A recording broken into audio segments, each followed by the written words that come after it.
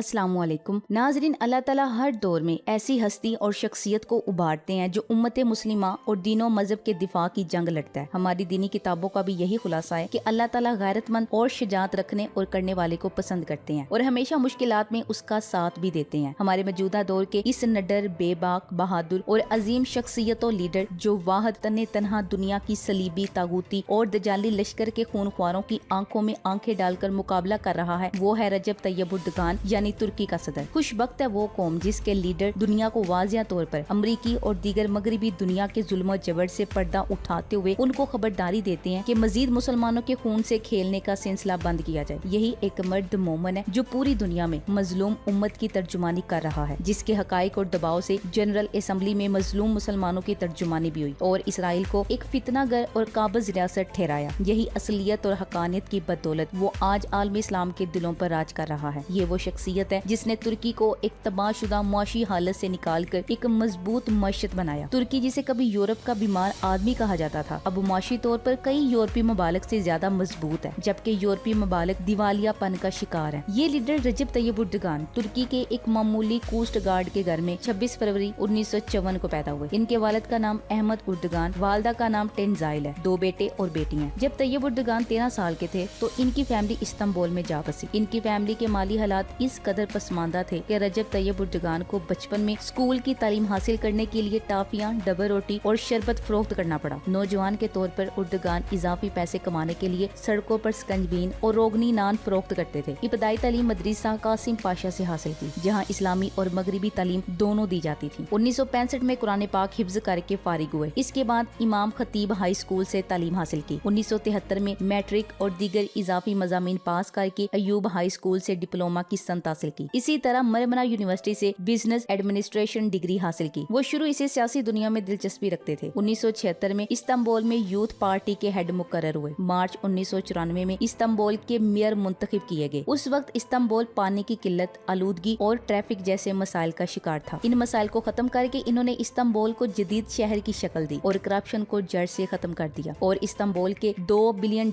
के कर्जे का बड़ा हिस्सा भी वापस कर दिया। 1998 में एक जलसे में इस्लामी नज़म पढ़ने के जुर्म में 4 महीने की सजा सुनाई गई और मेयरशिप से भी हटा दिया गया। 2001 में इन्होंने जस्टिस एंड डेवलपमेंट के नाम से एक पार्टी बनाई। 61 साला उर्दगान एंड डेवलपमेंट पार्टी के क्याम के 1 साल बाद सन 2002 में इक्तदार में आए। वो 11 साल तक तुर्की के वजीर आजम रहे और फिर सन 2014 में मुल्क के पहले बराह रास्त सदर मुंतखब हुए। इंतखाबात में इनकी पार्टी को वाजिया बढ़तरी मिली क्योंकि तुर्की में होने वाले 2 तबाहकुन खुदकश हमलों के बाद उर्दगान ने कुर्दों की अलैदगी पसंद जुमात PKK के खिलाफ जंग तेज कर दी थी। 2002 के इलेक्शन में इनकी पार्टी ने 2/3 वोट लेकर फतह हासिल की थी। तैयब रजब उर्दगान सन 1970 और 1980 की दहाइयों में इस्लामी हलकों में सरगर्म नजमुद्दीन अरबकान की वेलफेयर पार्टी के रुकन रह चुके हैं। सन 1994 से 1998 तक फौज की जानिब से इक्तदार हासिल करने तक वो इस्तांबुल के मेयर रहे। सन 1998 में वेलफेयर पार्टी पर पाबंदी आयद कर दी गई थी। सन 2002 तक 2003 में AKP ने पार्लिमानी इंतखाबात में वाजिया अक्सरियत हासिल की और उर्दगान को वजीर आजम बनाया गया। AK पार्टी के इक्तदार में आने से कबल फौज 4 मरतबा सियासत में बराह रास्त दखल अंदाजी कर चुकी थी। सन 2013 में रजब तैयब उर्दगान ने आला फौजी हुकाम पर उस वक्त कामयाबी हासिल की जब 17 अफसरान को AKP को इक्तदार से हटाने की साजिश में उम्र कैद की सजा हुई। सैकड़ों फौजियों, सहाफियों और सेकुलर सियासतदानों पर मुकदमा चलाया गया और सन 2011 में जब 200 से ज्यादा अफसरों को हिरासत में लिया गया तो फौज, बहरिया और फजाइया के सरबराहों ने एहतजाजन इस्तीफे दे दिए। इनके नाकदीन जहाँ इनकी मुखालफत करते हैं वही इनके हामी इनकी तारीफ करते हैं। रजब तैयब उर्दगान ने सन 2013 में इस्तांबुल के गाजी पार्क में अवामी एहतजाज को कुचलने के लिए फौजी कुव्वत का सहारा लिया। ये एहतजाज शहर के ग्रीन इलाके को बचाने के लिए था जहाँ एक बड़े तामीराती मंसूबे पर अमल दरामद किया जाना था। उसी साल दिसंबर में इनकी हुकूमत को बदउनवानी के बड़े स्कैंडल का सामना रहा और कई गिरफ्तारियां हुई जिनमें काबीना के 3 वुज़रा के बेटे भी शामिल थे। उर्दगान ने तुर्की के बाहर बैठे साजिशियों और फताउल्लाह गुलेन के हामियों की मजम्मत की। इन्होंने समाजी राब्तों की वेबसाइट पर भी अपने गुस्से का इजहार किया और ट्विटर को खत्म करने का अहद किया। इनके बाज हामियों ने इन्हें सुल्तान का लकब दिया जो कि सल्तनत उस्मानिया की याद दिलाता है। अक्टूबर सन 2013 में तुर्की ने अदलिया, फौज और पुलिस के अलावा तमाम सरकारी इदारों से हिजाब पर आयद पाबंदी को हटा लिया। सदर उर्दगान की अहलिया सरकारी तकारीब में सर पर हिजाब लेती हैं जैसा कि अब्दुल्ला गुलेन की अहलिया रखती थी। इनकी पार्टी तुर्की की हुकूमत को कामयाबी से संभाले हुए है। सदर उर्दगान को जो सियासी कामयाबियां हासिल हुई हैं, इनके पस पुश्त मुआशी ترقی استحکام تھا۔ جون 2018 کو ہونے والے انتخابات کے نتائج کے مطابق صدر طیب اردگان اور ان کی انصاف و اصلاح پارٹی نے اپنی مسلسل کامیابیوں پر مبنی روایت قائم رکھی۔ صدارتی انتخابات میں بھاری اکثریت سے کامیابی کے علاوہ پارلیمانی انتخابات کے نتائج میں بھی ان کی جماعت اور اتحادیوں کو اکثریت حاصل ہوئی تھی۔ یاد رہے کہ جناب طیب اردگان نے ترکی کے مشہور شہر استنبول کے کامیاب اور ہر دل عزیز میئر کی حیثیت سے باکمال کارکردگی پر شہرت حاصل کی، کیونکہ استنبول جرائم کی اماجگاہ کہلاتا تھا۔ اردگان کا بطور میئر 2 سال کے اندر